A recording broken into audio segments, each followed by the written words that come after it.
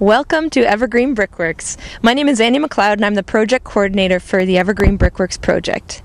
Evergreen is adaptively reusing these 16 heritage buildings here, and we're transforming the site into a community center focused on the themes of nature, culture, and community. We're here because we're going to take you on an exciting tour of the project through the construction site. So come on down.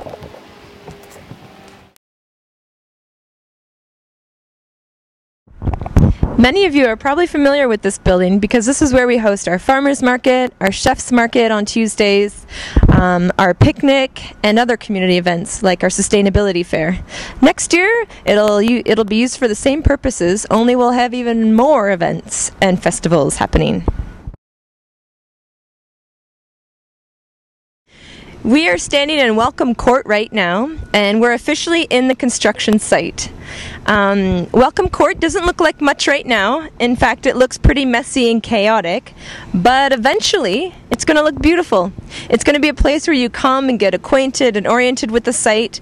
It'll have a lot of landscaping here. We're going to have a series of different planting mounds, all of which have a different theme related to native plants. We're standing in the Welcome Center right now. This space eventually will be the location where you come and get oriented to the site and you find out what's happening for the day. Behind me is the foreman shed, where we believe it used to be an office space. Below it is likely where the Welcome Center desk will be. To my other side is the John Price Brick Press. What's interesting about this brick press is it originated in the 18th century. It used to take about 5 to 6 men to operate, and they use soft mud to make bricks. Now behind me, or in front of me, is the Center for Urban Sustainability. This is the future headquarters of Evergreen. This building is a LEED Platinum building. It'll have 5 stories. The ground floor will be a community space where there will be two classrooms, an event space, and a kitchen where you can learn how to can, make tomato sauces, baby foods. The second floor and above will all be occupied by other like-minded organizations similar to Evergreen. We hope to create sort of an incubator for interesting ideas in this building. This building will have lots of green features to it. It'll have solar panels on the roof, a green roof, solar shading walls.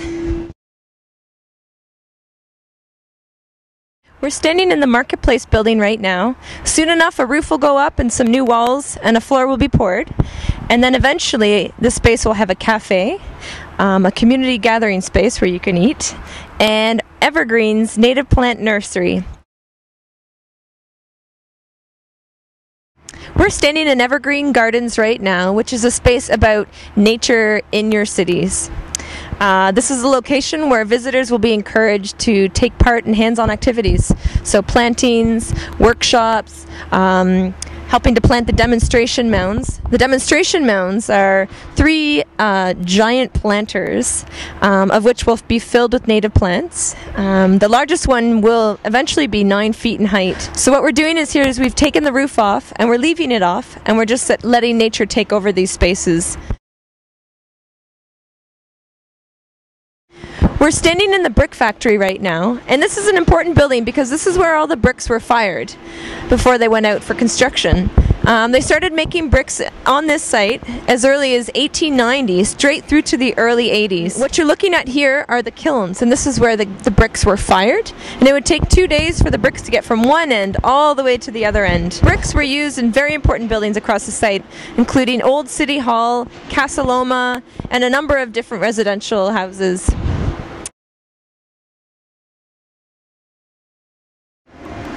I'm standing inside the drying kiln right now. The space will eventually be used as an exhibit space and also as an opportunity to talk about the brick-making process in Toronto. All the way to the end of this kiln, near the back, is where Outward Bound will be, and they're going to install a large climbing tower about 60 feet in height. Before Evergreen came to these buildings, it was essentially abandoned. The site was actually used frequently by urban explorers, including graffiti artists. We hope to keep a lot of this art on the wall. We're standing out at the back of the buildings right now in front of the Center for Urban Sustainability and Nature's Playground. Nature's Playground is an opportunity for Evergreen to showcase its nature-based programs, common grounds, and learning grounds. This space will be available for youth to come down and engage in hands-on activities such as water play, construction for kids, and gardening. Thanks for joining me on a tour today. We're really excited about this project and can't wait for next year when we open the doors. So hope to see you then. Bye!